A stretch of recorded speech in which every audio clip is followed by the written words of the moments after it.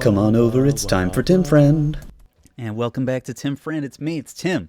Today we get to learn the fate of Koops' dad. Really fucking hammering it home in the first chapter. Our main character's father is revealed to be dead. Wouldn't that be insane? It might be my father. There's no doubt about it. It's my father. Dad. Oh, he's sad about his dead dad. I mean, who wouldn't be? Don't answer that. Wait, what's this? Mario, my father's clutching some kind of letter, or at least his, bones are. So, what should I do? Should I read it? Yeah, read it. Of course. It's your dead dad's last will.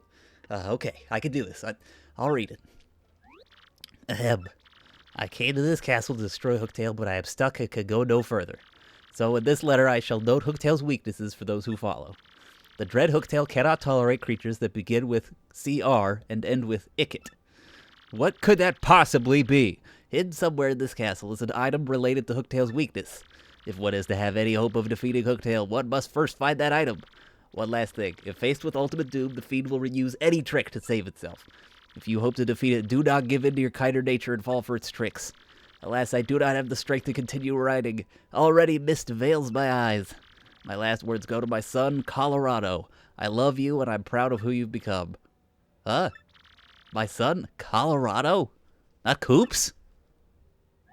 Oops. Yeah, I guess this isn't my father after all. But if this isn't my father, what if that pile of bones over there is my dad?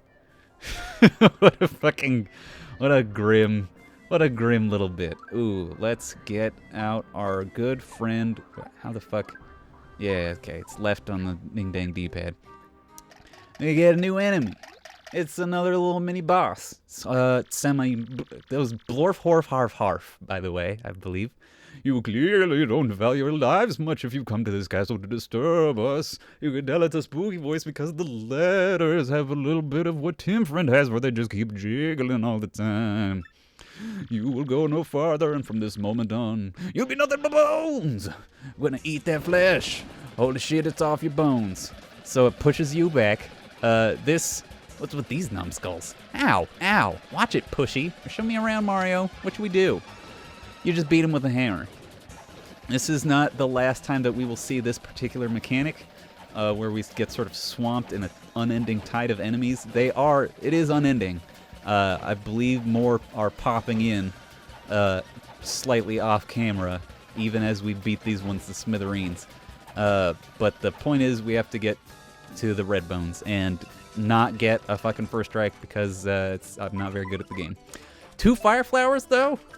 I don't fucking think so. I think that means it's time for our audience of dull bones just threw a bone. Throw me a fucking bone, man. Remember Austin Powers? Well, they did, and they did it on me. First, let's tattle. That's a dull bones. Sort of a skeleton thing. It was a Koopa Troopa. Once. Max HP is 1. Attack is 2, and defense is 1. These creeps throw bones to attack. Oh, and they build reinforcements, too. Attacks that can strike multiple dull bones at once are the most effective. But they all have 1 defense, and they can't be flipped on their back. So multi-bounce is useless. But a fire flower is not useless. That'll get rid of all those dull bones. It goes right through their defense, because I believe they're weak to fire, if I'm remembering correctly. Don't love how Goombella took that damage, but we take what we can get here. And this is a red bones. A little too red, I think. No fashion sense, you know? Max HP is 5, attack is 3, defense is 1. Unlike your average dull bones, even if you pound it to 0 HP and it crumbles, it totally might revive. Like a zombie! My advice is to get rid of all the dull bones, then attack the red bones. Oh, and one more thing. Once its friends start to fall, it may create some more. It's a spooky little bunch, but we're not going to let that happen. We're just going to get rid of it. With a power smash, and not get the stylish thing, because F you, stage. Trying to get a dunk on me? I think not. We're just going to get all this experience. We're going to have a grand old time. Have a good and grand old time. We'll level up, get some more BP. More beeps. That means we can equip all the badges that we still don't quite have. We're going to have a lot of extra BP for a while until we start getting those very expensive badges. Let's see what we got. We got Power Bounce. That's a great badge. Slap it on, slap it in. Charge up and charge out, my friend. Charge up and charge out. Oop. Yeah, so you'll always be able to tell which of these piles are animate dull bones. Ooh, get that shine sprite. Collecting these will help. The ones that are dull bones will start to shake as you get closer, and the ones that are not active enemies will just chill there forever. Yeah, they just won't do anything. It makes it a little scary and may make you wonder why I avoided all those piles of dull bones in earlier rooms, but the answer to that is there's no reason. I just have a tendency to do that. I feel like, did that happen in Paper Mario 1, where there was like a thing where that happened where you didn't know whether one was going to be an enemy, or do I just have it ingrained in the old brain that when you see bones and some of them are enemies, you just avoid all the bones because you never know. But it's like never a surprise in this game. It's almost, as far as I can tell, it is never a surprise. Hello, excuse me. Just need to hammer you with my very doofy looking wooden hammer. Like, look at that hammer. Well, it's gone now, so you can stop looking at the hammer. But look at this little hammer, this weird little mallet. It's like it's a very old-fashioned hammer, but you know what? It does the job. It gets it done. We get them out of here. We clear the Skelemans, and just like in Dungeons and Dragons older editions, the Skelemans are weak to bludgeoning damage. Not true. They're more susceptible to your hammer than your jump at this point in the game, just because of how the math works, Because 1 minus 1 twice is lower than 2 minus 1 once. Okay. Now we get to see a little bit of weird shit.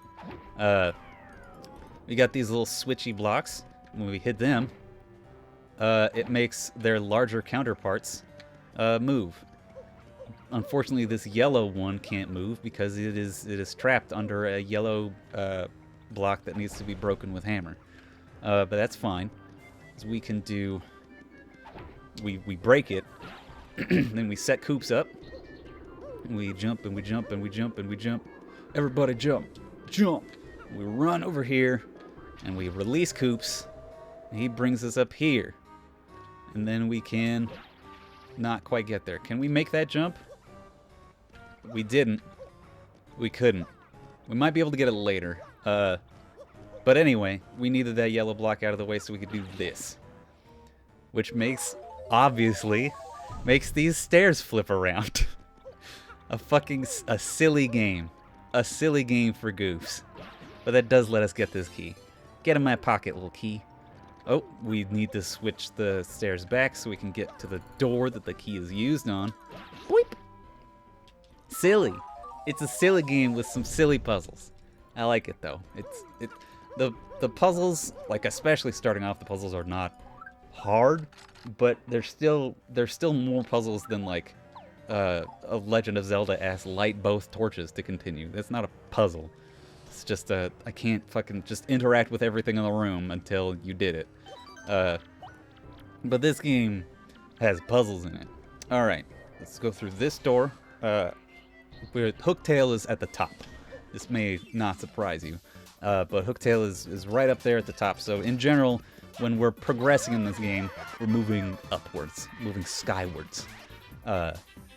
Towards Hooktail. Ooh, let's bounce on this friend. That'll knock him down, but his friend will still get an attack while we switch to Goombella. But we block it, so it's fine. It's just fine. And we've even got our own HP regen kicking in. I beefed it. There's a little bit of lag. It felt like, even though wow, 2 in a row, huh, Tim friend? Beef 2 action commands in a row. Feels good. There we go. I even had to take a little pause in my sentence to make sure I got that one. Oh, we've seen some Koopa Troopas get back up after they've not been knocked down. And that's fair. You ain't never gonna keep them down, just like the Chumbawamba song. But if you don't attack them while they're down, that's when they'll do it. But every time you jump on them, especially while they are lying down, they will remain lying down. It's like reapplying the stun, basically. And it's just a little trick. That's why I want to keep jumping on them even if you can't kill them. Hello. Oh, alright, well, I lost interest. No. I want Koops. I want Coops to shoot, dang it. I was gonna try to get this dull bones as he walked away. Oh my god. I'm so bad at video games. I'm just miserable at the things. Let's get rid of this Paragoomba and then have Coops shoot the dry bones, and then we'll endure the Paragoomba's attack, and then we'll jump on the Paragoomba. Every fight is a little bit of a puzzle. You need to figure out how to do things efficiently so you take less damage, especially when you're doing a BP only run like this one. And you really gotta fucking not only be good at the puzzle mechanics of the fighting, but also not fucking whiff action commands, you dingus. That would make it way easier for you to do. Alright, this is an easy puzzle. Look. Oh, but running around there would not give us enough time.